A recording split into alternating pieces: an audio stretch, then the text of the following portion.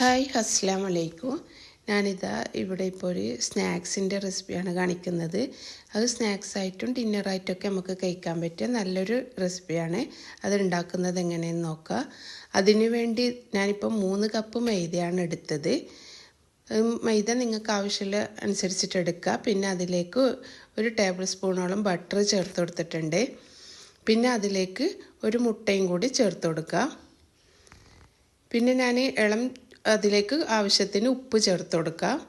പിന്നെ ഇളം ചൂട് പാലിൽ ഈസ്റ്റും പഞ്ചസാരയും ഇട്ടിട്ട് ഒന്ന് ആക്റ്റീവ് ആവാൻ വേണ്ടി മാറ്റി വെച്ചിട്ടുണ്ടായിരുന്നു.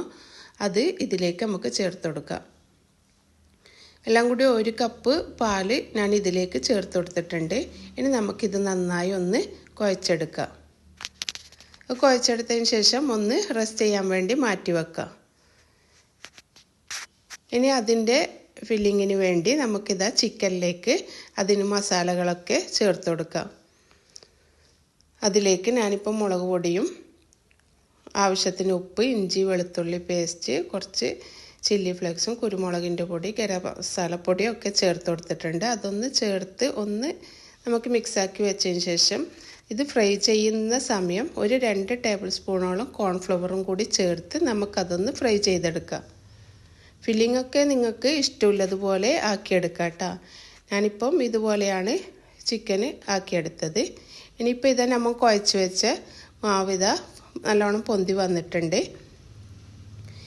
പിന്നെ നമ്മൾ ഇത് ഉണ്ടാക്കി വെക്കുന്ന ട്രേയിൽ നല്ലോണം ബട്ടർ ഒന്ന് സ്പ്രെഡ് ചെയ്ത് കൊടുക്കുക. ഇതുപോലെ ബട്ടർ നന്നായി സ്പ്രെഡ് ചെയ്തതിന് ശേഷം നമുക്ക് അതിൽ നിന്ന് മാവ് ഓരോന്നെടുത്ത് ഇതുപോലെ ഓരോന്ന് ഫോൾഡ് ചെയ്ത് വെക്കുക.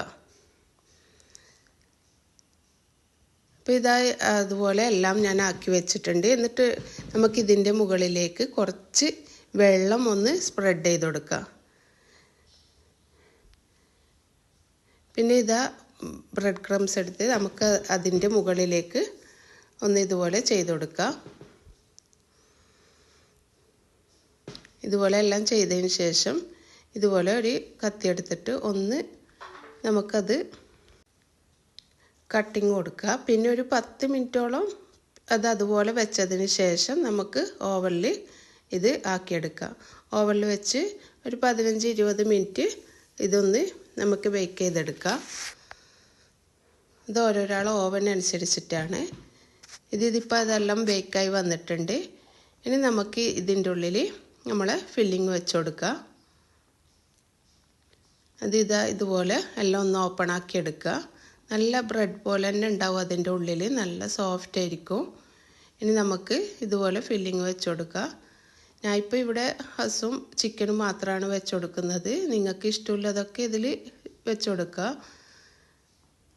ഇതുപോലെ വെച്ചതിന് ശേഷം കുറച്ച് കെച്ചപ്പും കുറച്ച് മയോണൈസൊക്കെ ഇതുപോലെ ഒന്ന് സ്പ്രെഡ് ചെയ്ത് കൊടുത്താൽ മതി. നല്ല അടിപൊളി സ്നാക്സായിട്ടും ഡിന്നറായിട്ടും കഴിക്കാൻ പറ്റിയ നല്ലൊരു റെസിപ്പിയാണ്. ഇൻഷാ അല്ലാഹ് എല്ലാവരും ഒന്ന് ട്രൈ ചെയ്ത് നോക്കുക. അസ്സലാമു അലൈക്കും.